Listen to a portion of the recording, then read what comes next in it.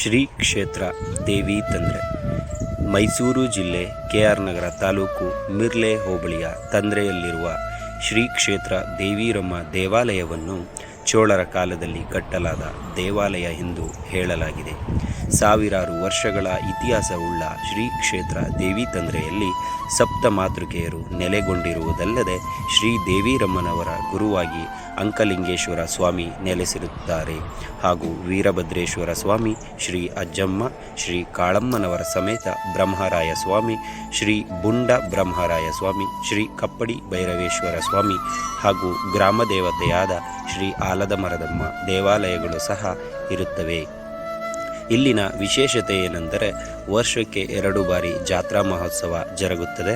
ಮೊದಲು ಯುಗಾದಿ ಹಬ್ಬದ ಇಂದಿನ ಸೋಮವಾರ ಮತ್ತು ಮಂಗಳವಾರದಂದು ಹೋಕಳಿ ಹಬ್ಬ ಹಾಗೂ ಜಾತ್ರಾ ಮಹೋತ್ಸವ ಮತ್ತು ಎರಡನೆಯದಾಗಿ ದೀಪಾವಳಿ ಹಬ್ಬದ ಕಾರ್ತಿಕ ಮಾಸದಲ್ಲಿ ವಿಜೃಂಭಣೆಯಿಂದ ಸಿಡಿ ಉತ್ಸವ ಮತ್ತು ಪಂಚಮಿ ದಿವಸ ಅಮ್ಮನವರ ರಥೋತ್ಸವ ನಡೆಯುತ್ತದೆ.